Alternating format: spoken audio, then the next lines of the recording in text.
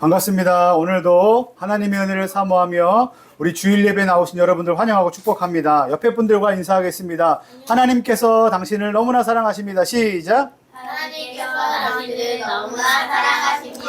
그리고 오늘은 추수감사주일입니다. 하나님께서 우리에게 주신 것 모든 것에 감사하며 찬양하는 날인데 오늘 하나님 감사합니다 외치면서 박수로 영광 올려드리겠습니다. 하나님 감사합니다. 감사합니다. 감사합니다, 다람쥐. 네. 자, 여러분, 힘든 상황 가운데 감사하는 것, 그리고 풍족한 상황 가운데 감사하는 것, 둘 중에 어떤 것이 더 어려울까요? 힘들 때? 나는 힘들 때 감사하는 게 더 힘들다. 손. 그리고 나는 풍족할 때 감사하는 게 더 힘들다. 좋습니다. 2대1이에요. 자, 지난주 말씀 혹시 기억하세요? 그렇게 아니하실지라도 감사합시다 였는데, 그렇게 아니하실지라도라는 건 어떤 의미예요? 여기서 보면 힘든 상황 가운데 있을 때라도 감사하는 것, 그것은 매우 어려운 일입니다. 사실은 저 같은 경우도 개인적으로 고난 가운데 감사하는 것이 더 어렵다고 생각이 됩니다. 왜냐하면 힘든 상황에서 감사한 마음을 유지하는 것이 정말 큰 믿음과 결단이 아니고서는 어렵기 때문에 그래요. 하지만 제가 생각해 보니까 여러분, 풍족한 상황 가운데 있어서도 감사하는 것은 결코 쉬운 일이 아닙니다. 왜 그럴까요? 사람은 보통 고난 중에는 부족함을 느끼고 또 도움을 구하고 하나님의 은혜를 간절히 구합니다. 그게 뭐예요? 기도죠. 기도에서 하나님께서 우리 가운데 은혜를 주셔서 어떤 좋지 못한 일들이 좋게 바뀌는 경우들을 우리가 경험하게 돼요. 그것을 우리는 뭐라고 말할 수 있냐면 만족감, 만족한 상태, 풍족한 상태라고 할 수 있어요. 그럼 이처럼 모든 것이 만족할 만한 상태, 모든 것이 잘 풀리고 부족함이 없을 때 우리는 뭘 하기 쉽냐면 하나님의 은혜를 잊어버리기 쉽습니다. 마치 현재 누리고 있는 풍족함과 그리고 만족이 자기 노력이나 실력으로 이루어진 것처럼 착각하기 쉽고요. 그리고 당연한 것으로 여기기 쉽습니다. 이때 사라지는 게 하나 있습니다. 뭘까요? 감사예요. 맞아요. 감사가 사라지게 됩니다.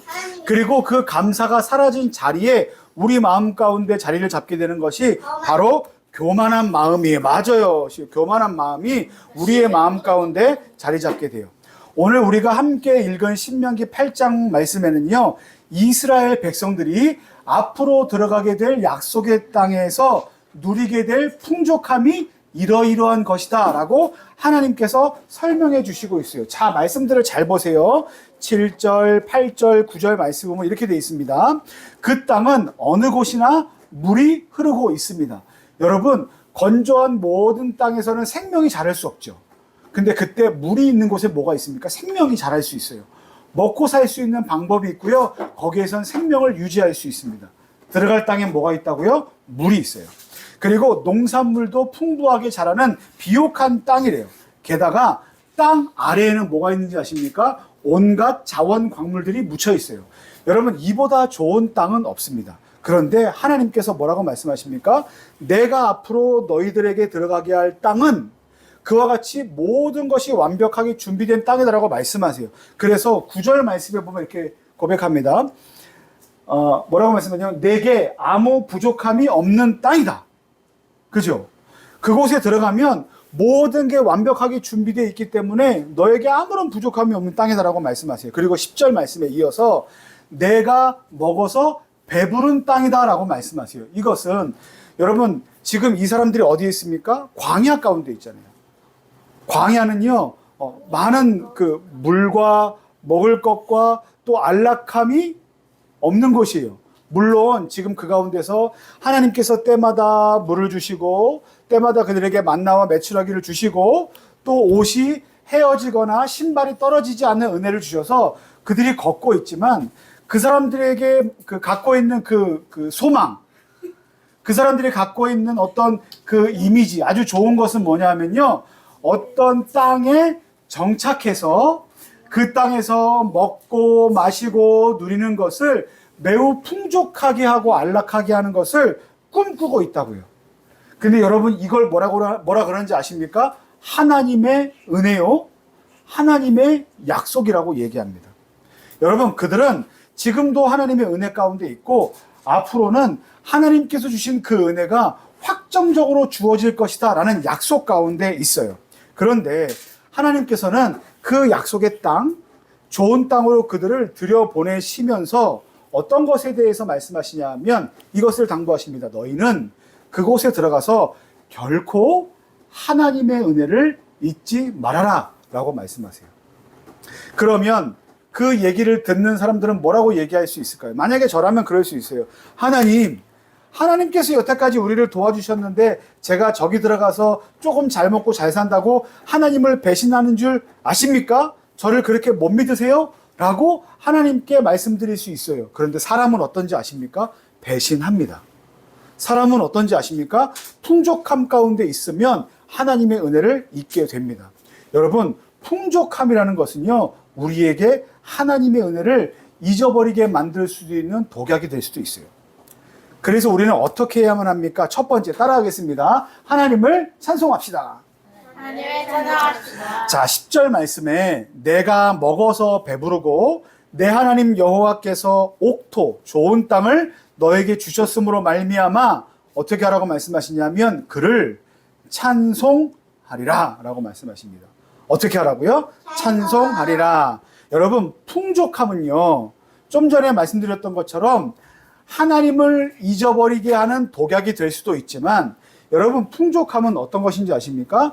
하나님께서 우리에게 주신 은혜의 결과예요. 제가 간식 파라다이스에 있으면서 가끔 가다가 우리 단체 가위바위보를 하잖아요. 그리고 단체 가위바위보에서 뭐 여러 명 중에 이긴 사람에게 제가 뭐를 줍니까? 와플도 주고요.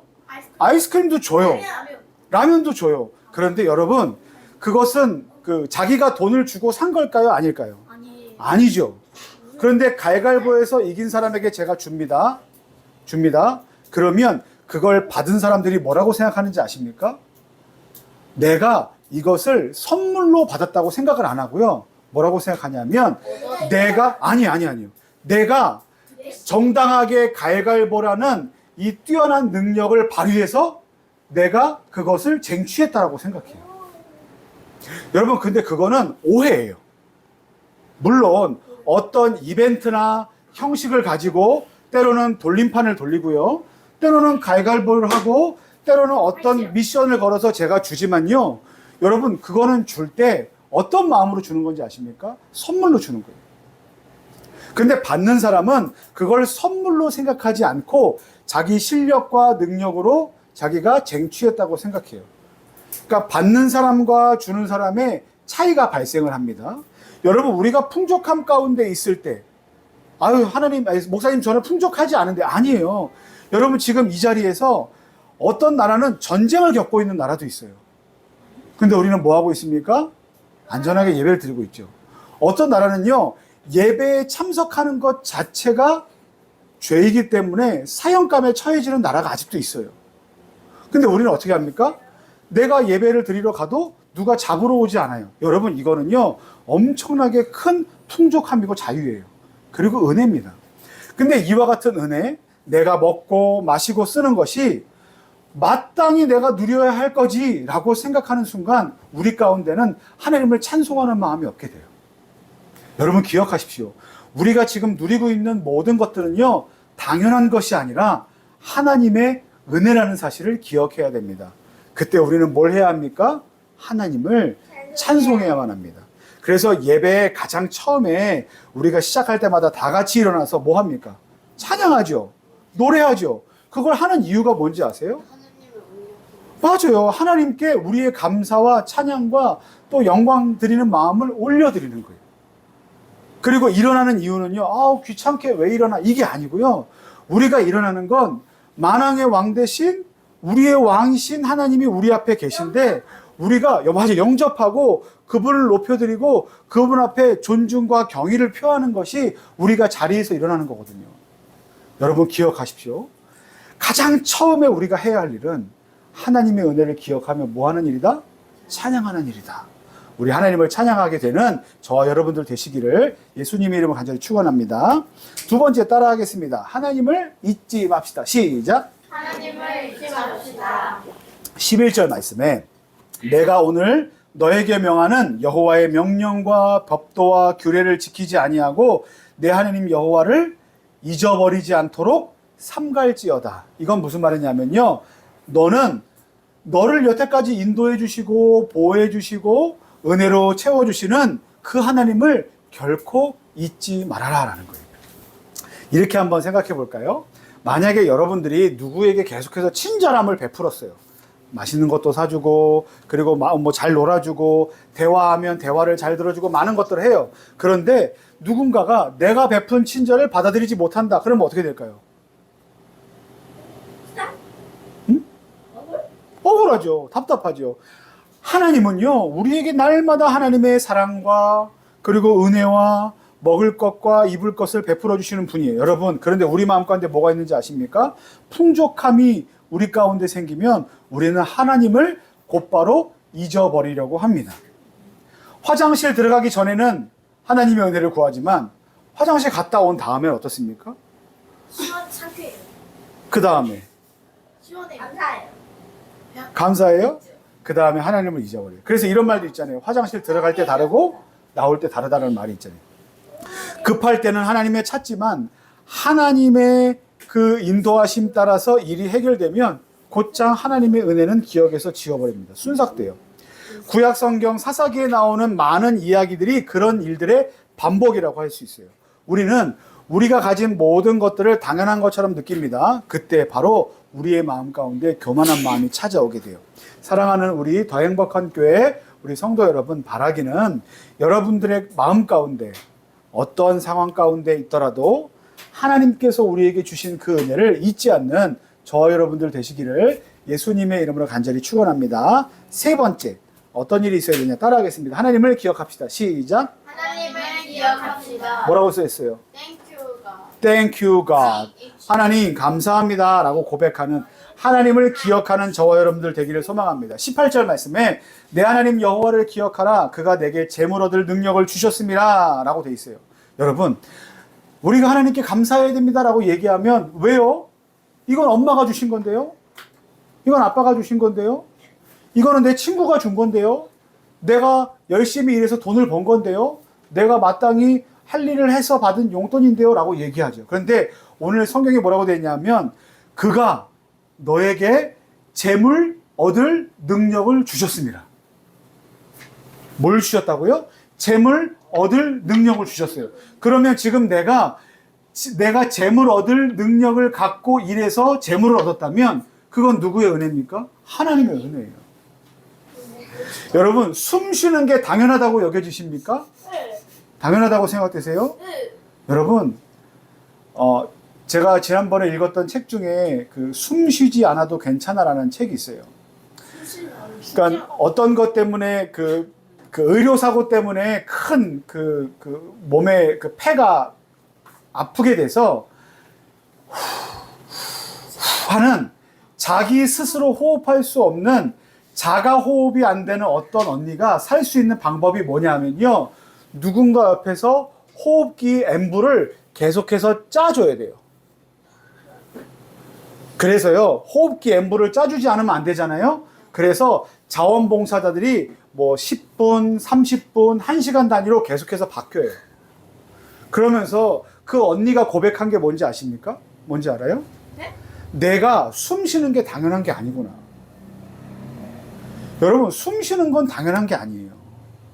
내가 오늘 달리기를 잘했어. 그래서 상을 받았어.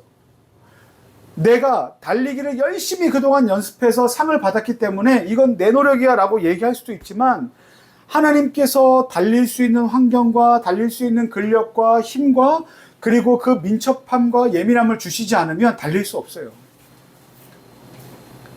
우리는요, 우리가 하는 모든 행위 가운데 누구를 기억해야 되는지 아십니까? 하나님을 기억해야 돼요. 목사님은요, 지금 앞에서 이렇게 막 잘 얘기하는 것 같지만 사모님도 아실 거예요. 그리고 목사님은 아는 사람들, 아는 분들도 있어요. 목사님은 공황장애가 왔었어요. 이게 뭐예요? 공황장애가 뭔지 알아요? 그만 하면은 숨을 못 쉴 것 같은. 그 다음에 말을 해야 되는 사람이 목사님처럼 앞에서 말을 해야 되잖아요. 찬양도 인도하고 뭔가를 해야 될 사람이 앞에 나가서 아무것도 못하는 상태가 됐어요. 그러면요, 여러분 정말 무서워요. 정말 힘들어요. 그게 내가 그렇게 하지 않고 싶다고 안 할 수 있는 게 아니에요. 그때 제가 알았어요. 뭘 알았냐면, 내가 앞에서 이렇게 서 있는 것도 하나님의 은혜가 아니고서는 이렇게 서 있을 수가 없구나. 내가 앞에서 한 마디를 내뱉는 것도 하나님의 은혜가 아니면 내뱉을 수 없는 거구나. 내가 노래를 한 소절이라도 부를 수 있는 건 하나님의 은혜가 아니고서는 할 수 없는 일이구나라는 것을 제가 경험했어요. 여러분 기억하십시오. 풍족할 때는 그게 당연하다고 느껴지지만 언제 그것이 잘 드러나는지 아십니까? 우리 가운데 부족하거나 결핍이 생기면 대번에 알아요. 이게 하나님의 은혜구나. 근데 여러분, 결핍이 생겼을 때 감사하는 것보다 언제 감사하는 게 훨씬 더 은혜로운지 아십니까? 풍족한 상황 가운데 감사하는 것이 우리 가운데 더 큰 은혜가 되는 줄 믿습니다. 사랑하는 성도 여러분, 우리는 때로 풍족함 속에서 하나님을 잊어버리려고 합니다. 하나님을 잊어버릴 위험이 높습니다. 또 우리가 갖고 있는 능력과 실력으로 그 일들을 이루었다고 착각하기 쉽습니다. 근데 여러분 잊지 마십시오. 그때 누구를 기억해야 합니까? 하나님을 기억해야 합니다. 그리고 하나님께 어떤 것을 드려야 된다고요? 찬송해야 합니다. 감사로 올려드려야 합니다. 그래서 오늘 저희가 예배를 마친 후에 이걸 한다고 말씀드렸죠. 감사의 고백들을 여기에 넣는 거예요. 그래서 감사의 메시지를 여러분들이 적는 겁니다. 하나님, 제가 오늘도 살아있게 해주셔서 감사합니다. 하나님, 제가 오늘 숨 쉴 수 있게 해주셔서 감사합니다. 하나님, 제가 오늘 밥을 먹을 때 소화가 잘 될 수 있도록 도와주셔서 감사합니다. 하나님, 제가 이러이러해서 감사합니다. 저에게 친구가 있어서 감사합니다라고 감사의 제목들을 하나씩 적어서 이름을 써서 넣는 거예요. 그리고 다음 주에 추첨할 겁니다. 그러면 추첨해서 뭘 나눠드릴 건지 아십니까? 여러분 간식 파라다이스 사용하실 여러분들 좋은 선물권을 나눠드릴 거예요. 선물이죠. 아이패드? 선물권. 자, 이용권. 그래서 여러분들 감사의 고백이 많으면 많을수록 받는 선물은 더 커지겠다. 대박. 얼마나 럭키비키예요? 이미 하나님이 주신 게 너무나 많아서 감사했는데 그 감사한 고백 때문에 또 선물을 주시니 얼마나 럭키비키입니까? 좋죠? 그래서 저와 여러분들 가운데 이렇게 하나님의 은혜를 감사로 고백하는 우리가 되기를 간절히 소망합니다. 이것만 한번 볼게요. 한번 같이 읽을게요. 시작. 풍족함 속에서 하나님을 기억하며 감사하는 삶이 하나님의 은혜를 세상에 드러내는 가장 강력한 고백입니다. 여러분 기억하십시오. 부족함 가운데 감사하는 것도 놀라운 일입니다.